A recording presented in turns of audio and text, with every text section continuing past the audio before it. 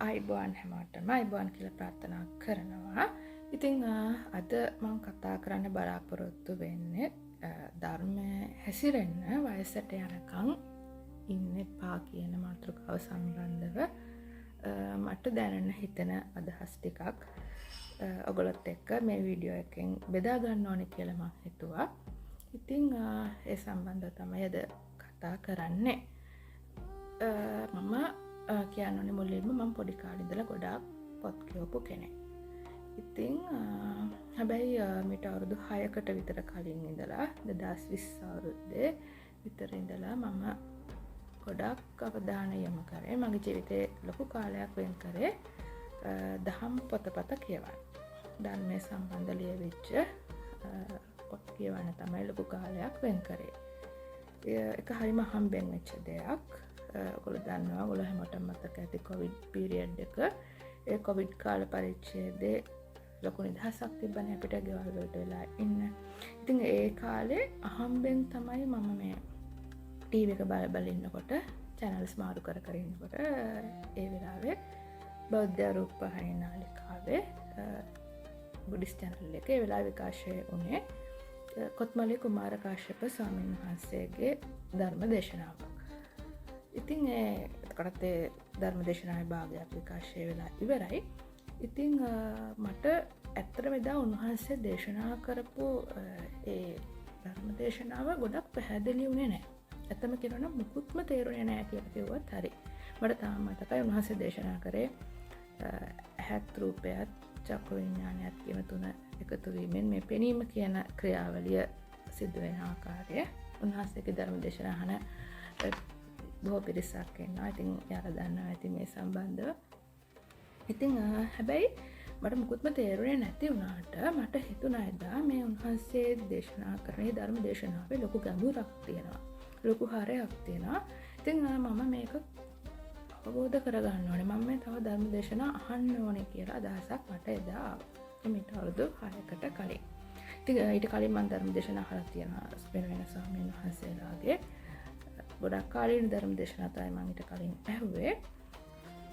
හැබැයි එතනින් පස්සේ කොත්මලේ කුමාර කාශ්‍යප ස්වාමීන් වහන්සේගේ දාපු ධර්ම දේශනාවෙන් පස්සේ මම තීරණය කළා ඒ ධර්ම දේශනාවේ ගැඹුර හරය හොයාගෙන යන්න. ඉතින් ඒ විදිහට තමයි මම මේ ධර්ම මාර්ගයට ටිකෙන් ටික අනුගත වෙන්න පටන් ගත්තේ කියලා කිව්වත් මම හිතන්නේ මම නිවැරදි. ඉතින් කියන්නෝනේ මේ ගොඩක් අය විශේෂයෙන්ම බෞද්ධයෝ හිතන් ඉන්නවා මේ ධර්ම මාර්ගයට බණ භාවනා කරන්න, සිල් ගන්න, එහෙම නැත්නම් ඒ ධර්මයේ හැසිරෙන්න වයසට යනකම් ඉන්න ඕනේ කියලා. ඒ කියන්නේ අපේ ජීවිතේ ඉගෙනගෙන රැකිරක්ෂා කරලා විවාහ වෙලා ඊට පස්සේ දරුවෝ හදලා ඒ දරුවෝ ලොකු කරලා ඒ දරුවෝ විවාහ කරලා දුන්නට පස්සේ ඒගොල්ලන්ගේ ඒ බරින් නිදහස් ධර්ම මාර්ගයට අවතීර්ණ වෙන්න ඕනේ. එතකොට බණ භාවනා කරන්න කාලෙ වෙන් කරගත්තාම හරි කියලා බොහෝ පිරිසක් අතර මතයක් තියෙනවා. ඉතින් හැබැයි මම නම් හිතන්නේ ඒ මතය ඇත්තටම ගොඩක්ම වැරදි. මොකද අපි දන්නේ නැහැ අපිට තව කොච්චර කාලයක් ඉතුරු වෙලා තියෙනවද කියලා. මේ හැසිරෙන්න වයසට යනකම් ඉඳලා හැමදේම නිදහස් වෙන කාලයක් අපි හොයනවානේ. එතකොට හැමදේම නිදහස් වෙච්ච කාලෙක හිතේ බරක් නැතුව අපිට ඒ වැඩ ටික කරගෙන යන්න පුළුවන් වෙයි. ආධ්‍යාත්මික පැත්තට යොමු වෙන්න පුළුවන් වෙයි කියලා අපි හිතනවා. හැබැයි ඇත්තටම එහෙම කාලයක් අපිට එයිද කියලා කියන්න අපි දන්නේ නැහැ. ඒකට සහතිකයක් දෙන්න කිසිම කෙනෙකුට බෑ. මොකද මේ ජීවිතය කියන එක හරිම අවිනිශ්චිත දෙයක්.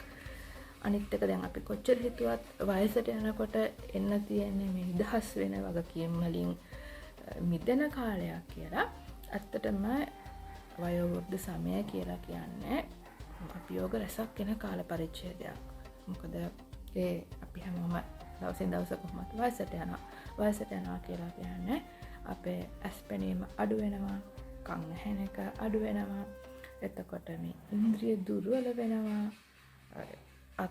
හිත වගේම අතපය වාරු නැති වෙනවා. හිතේ වගේම කය ශක්තිය අඩු වෙනවා, කය ශක්තිය පිරිහෙනවා, මතක ශක්තිය අඩු වෙනවා, ධාරණ ශක්තිය අඩු වෙනවා.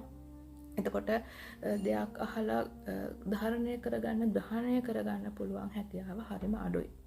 හරිම අඩු වෙන කාලයක් තමයි මේ මැදි වයසෙන් පස්සේ එන වයෝවෘද්ධ සමය කියලා කියන්නේ. ඉතින් එක තැනක වාඩි වෙලා ඉන්න ඉරියව් සංසුන්ව පවත්වගෙන යන්නත් හරිම අපහසු කාලයක් එන්නේ. ඉතින් කෙනෙක්ට ඒ කාලෙදි මුලින්ම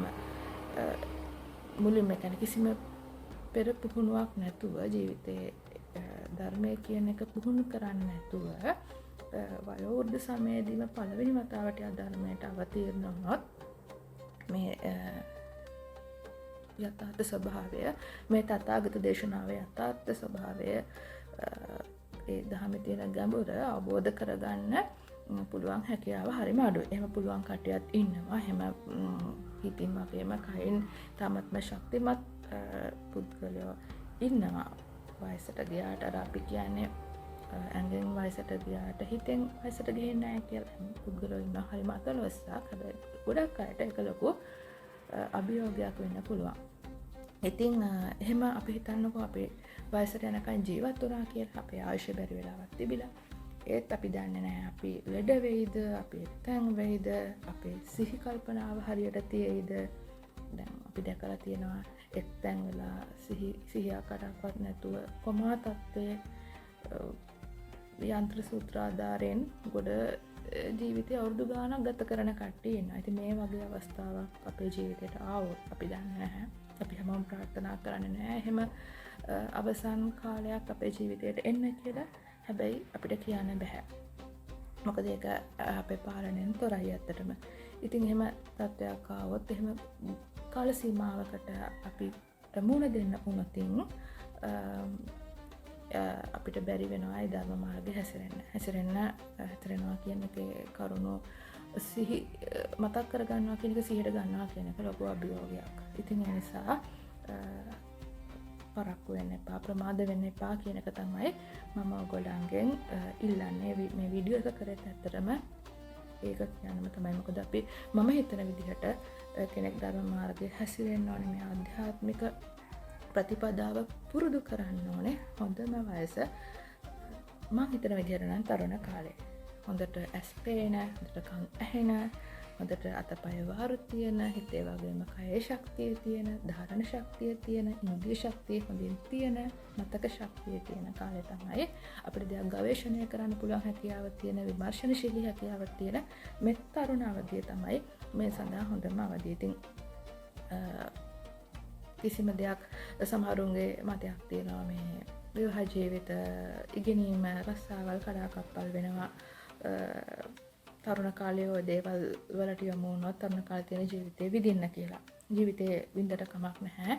හැබැයි ජීවිත විඳින්න ඕනේ අපි. ජීවිතේ විඳවන්න නෙමෙයිනේ අපිට ලැබිලා තියෙන්නේ. හැබැයි අපි යථාර්ථය අවබෝධ කරගෙන ඉන්න ඕනේ. මේ මරණය කියන ධර්මතාවයේ ඉදිරියේදී ලෝක ධර්මතාවයේ ඉදිරියේදී සනාතන සත්‍ය ඉදිරියේදී ඒ මායයට අභියෝග කරන්න කවුරුවත්ම නැහැ. අපි දන්නේ නැහැ අපේ ආයුෂ තව මොහොතක් තියෙයිද, තව දවසක් තියෙයිද, දෙකක් තියෙයිද, තව අවුරුද්දක් දෙකක් තියෙයිද, තව අවුරුදු 10ක් 20ක් තියෙයිද කියලා කියන්න අපි දන්නේ නැහැ. ඉතින් ඔයගොල්ලෝ Facebook පාවිච්චි කරනවා නම් Facebook පාවිච්චි කරන කට්ටිය දන්නවා ඇති. ඉස්සර අපි ඇහුවේ අපේ ආච්චිලා සියලාගේ මරණ ගැන වැඩිපුර කියන්නේ වයසක කට්ටිය මැරෙනවා අපේ ඇහුවා. ඊට පස්සේ කාලෙකදී අපේ නැන්දල මාමලා අපේ අම්මලා තාත්තලාගේ ජෙනරේෂන් එකේ ඒ පරම්පරාවේ කට්ටියගේ මරණ අපිට අහන්න ලැබුණා අවුරුදු 50 60 ගණන් වල. හැබැයි දැන් මේ මෑතක ඉඳලා අපේ වයස්වල සමකාලීන අවුරුදු 30 ගණන් වල ඒ වගේ මේ අවුරුදු 18 20 වයස්වල පොඩි නංගි ළමයිලා චුටි දරුවෝ හරියට මිය යන ප්‍රවණතාවය වැඩි වෙලා තියෙනවා. Facebook එකේ උඩට පහළට ගියොත් ඔයගොල්ලන්ට දිනපතාව මේ වගේ මරණ දැන්වීම, මේ අවාසනාවන්ත සිදුවීම් දැක ගන්න පුළුවන් වෙලා ඇති කියලා මම හිතනවා. ඉතින් විවිධ ලෙඩ රෝග හේතුවෙන්, හදිසි අනතුරු හේතුවෙන්, ගම් වතුර හේතුවෙන්, අනාරක්ෂිත ස්ථානවල දිය නෑම් වලට කියලා මොකක් හරි තත්ත්වයක් නිසාවෙන් අකල් මරණ ප්‍රමාණය වැඩි වෙලා තියෙනවා. ඉතින් ඇත්තට මේක අපිට සිහි කඳවලා දෙනවා අපි හැමෝම වයසට යන්න ඕනේ නැහැ මැරෙන්න කියන එක අපේ ජීවිතේ හරිම අනපේක්ෂිතයි කියන දේ අපිට යලි යලිත් සෝෂල් මීඩියා මගින් Facebook මාධ්‍යමකිනුත් අපිට සිහිපත් කරනවා. ඉතින් ඒ නිසා අපිට තව කාලයක් තියෙනවා කියලා හිතන්න නැතුව මේ මොහොතේම අදම මේ මොහොතේම මේ ධර්මයේ හැසිරෙන්න පුළුවන් නම් ඒක තමයි අපේ ජීවිතයේ මේ අති දුර්ලභව පරම දුර්ලභව අපි ලබාගත මනුස්ස ජීවිතයට කරන ලොකුම උපකාරය ලොකුම වටිනාකම දෙන ලොකුම වටිනාකම කියලා මට හිතෙනවා.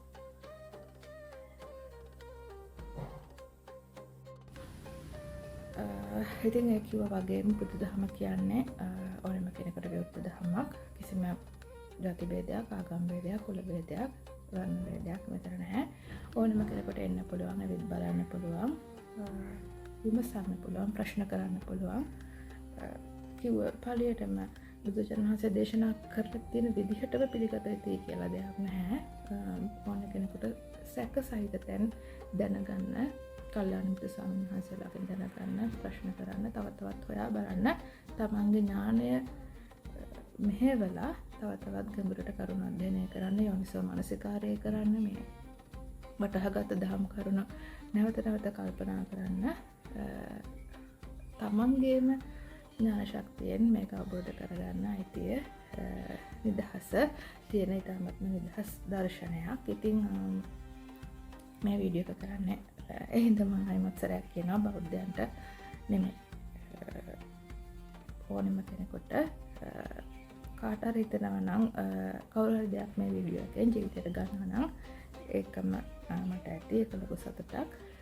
ඉතින් මේ දහම සම්දිට්ඨික දහමක්, මේ ජීවිතයේදීම අවබෝධ කරගන්න පුළුවන් දහමක්. මොකද බුදුරජාණන් වහන්සේ දේශනා කරේ මේ යාමෙන් පසුව ලැබෙන නිර්වාණයක්, විමුක්තියක් ගැන නෙමෙයි. මේ ජීවිතයේ මේ මොහොතේම අපිට නිවැරදි වෙන්න පුළුවන් නම් මේ මොහොතේදීම සියලු දුකෙන් මිදෙන්න අපිට පුළුවන්. ඉතින් මේ දහම සම්දිට්ඨිකයි.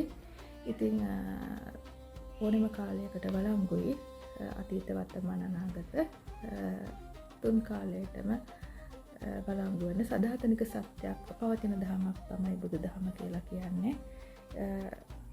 ඒ වගේම ඕන කෙනෙකුට ඇවිත් බලන්න පුළුවන්, විමසන්න පුළුවන්, විවෘත වූ විට බබලන දහමක්. තමන්ගේ ඥාන ශක්තියෙන්ම සද්ධර්මය ශ්‍රවණය කරලා අවබෝධ කරගන්න පුළුවන්, ශ්‍රවණය කරලා යෝනිසෝ මනසිකාරය කරලා ධම්මානුධම්ම ප්‍රතිපදාවෙන් යැලීමෙන් තමන්ටම ප්‍රතිඵල ලබා ගන්න පුළුවන් දර්ශනයක්.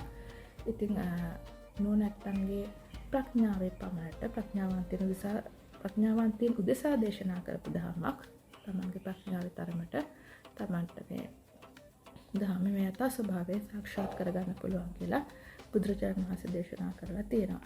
ඉතින් මේ දහම ස්වාකාත දහමක්, මුලමැද අග මනාකොට දේශනා කරලා තියෙන පරිපූර්ණ දහමක්. ඉතින් ඕනෑම කෙනෙකුට මේ දහම විවෘතයි. ඉතින් විශේෂයෙන්ම තරුණ කට්ටියගෙන්, චුටි නංගිලා මල්ලිලාගෙන්, නව යෞවන වියේ පස්වර නංගිලා මල්ලිලාගෙන් ඉල්ලීමක් කරනවා. අපිට හීන තියෙනවා, අපි හීන ලෝකවල ජීවත් වෙන තරුණ වයසේදී. හැබැයි අපි දන්නේ නැහැ ඒ හීන කොයි ඒ විදිහට බෑ කරගන්න පුළුවන් වෙන්නත් පුළුවන්, බැරි වෙන්නත් පුළුවන්. ඉතින් හීන තියාගත්තට කමක් නැහැ, අපිට ආදර්ශ තියාගන්න ඕනේ. හැබැයි අපි මැරෙන බව අපි නිතරම සිහි කරන්න ඕනේ. අපි ඒක මතක තියාගන්න ඕනේ. මොකද මේ ජීවිතේ හරිම විනිශ්චිතයි. අපි දන්නේ අපිට තව කොච්චර වෙලාවක් ඉතුරුලා තියෙනවද කියලා. ඉතින් ඒ නිසා ඊළඟ හීනවලට යන්න. හැබැයි මේ දුර්ලභ පරම දුර්ලභව ලැබුව මනුෂ්‍ය ජීවිතයෙන් උපරිම ප්‍රයෝජන ගන්න කියලාත් මම ඉල්ලනවා. මොකද මේ ලෝතර බුදුවරයෙක් ලෝකෙට පහළ වෙලා මොකද්ද මේ දේශනා කරන්නේ, මොකද්ද මේ බුද්ධත්වය ලැබුවා කියලා නෑ. දැන් මේ වෙසක් උත්සවයත් වෙසක් සත්‍යයත් ළඟම එනවා. බුද්ධ ගයාවේදී මොකද්ද බුදුරජාණන් වහන්සේ අවබෝධ කළේ, මොකක්ද ලබා ගත්තේ, මොකක්ද උපදවාගත් ඥානය, මොකක්ද බුද්ධත්වය ලැබුවා කියන්නේ, මොකක් අවබෝධ කරගෙනද බුද්ධත්වය ලැබුවේ. ඉතින් මිනිස්සුන්ට කියන්න උත්සාහ කළේ මොකක්ද කියන උත්තරීතර පණිවිඩය අපි අවබෝධ කරගන්න අපිට පුළුවන් නම්, අවබෝධ කරගන්න උත්සාහ කරන්න පුළුවන් නම් මම හිතනවා ශාස්තෘන් වහන්සේට කරන උපරිම කෘතගුණ සැලකීම ඒක තමයි කියලා. ඉතින් මේ දැන් ඉන්න තැනින් පටන් ගන්න හැමෝටම පුළුවන්.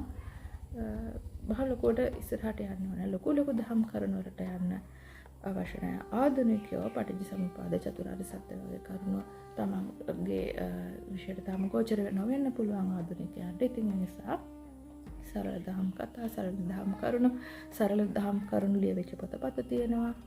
සරල දහම් දේශනා කරන ස්වාමීන් වහන්සේලා ඉන්නවා. ඉතින් ඒවා අහලා චුට්ට පියවරෙන් පියවර මේ මාර්ගයට අවතීර්ණ වෙලා බලන්න. ඔයගලන්ටම දැනෙන වෙනස මොකක්ද කියලා ඔයගලට බලා ගන්න පුළුවන් වෙයි. ඉතින් අපේ රටේ මේක තේරවාද බෞද්ධ රටක්, පිරිසිදු බුදුදහම තමත් පවතින රටක්. කල්යාණ මිත්‍ර ධර්මදර විනයදර ස්වාමීන් වහන්සේලා වචනේ පරිසමාප්තත්වයේම ස්වාමීන් වහන්සේලා කියලා නමස්කාර කරන්න පුළුවන් ස්වාමීන් වහන්සේලා අනන්තවත් අපේ රටේ තවමත් වැඩ ඉන්නවා. ඉතින් උන්වහන්සේලාගේ අවවාද අනුශාසනා අපිට ඕන වෙලාවක ගන්න පුළුවන්. උන්වහන්සේලාත් එක්ක සාකච්ඡා කරන්න පුළුවන්. ඉහළ තමන්ට තියෙන ගැටලු විසඳ ගන්න පුළුවන්, ප්‍රශ්න කරන්න පුළුවන්. ඉතින් එහෙම කරලා මේ උන්වහන්සේලා බලාගෙන උන්වහන්සේලා ඕන වෙලාවකට අපිට උදව් කරන්න ලැස්ති. ඉතින් උන්වහන්සේලාගේ මේ අවවාද අනුශාසනා අරගෙන කල්යාණ මිත්‍රයන්ගෙන් ලබාගත යුතු උපදෙස් අරගෙන තමන්ගේම ශක්තිය යොදවලා, වීරිය යොදවලා මේ ධර්මකට අවතීර්ණ වෙන්න, නිවෙන්න, සැනසෙන්න කියලා ඔයගොල්ලෝ හැමෝගෙම ඉල්ලා සිටිනවා. ඉතින් මම 2020 අවුරුද්දේ ඉඳලා 26 මේ වෙනකන් කියවපු බෞද්ධ පොතපත් ටිකක් සම්බන්ධව වීඩියෝ එකක් මේ වැඩසටහන අවසානයේ ඔයගොල්ලන්ට බලා ගන්න පුළුවන් විදිහට මම දානවා. එකක් බලන්න පුංචි අදහසක් ගන්න පුළුවන් වෙයි. ඉතින් එහෙනම් මේ වගේ වටිනා වීඩියෝස් තවත් ඔයගොල්ලෝ බලන්න බලාපොරොත්තු වෙනවා නම් මේ channel එක subscribe කරන්න. හැමෝටම තෙරුවන් සරණයි. යහපතක්ම වේවා කියලා ප්‍රාර්ථනා කරනවා.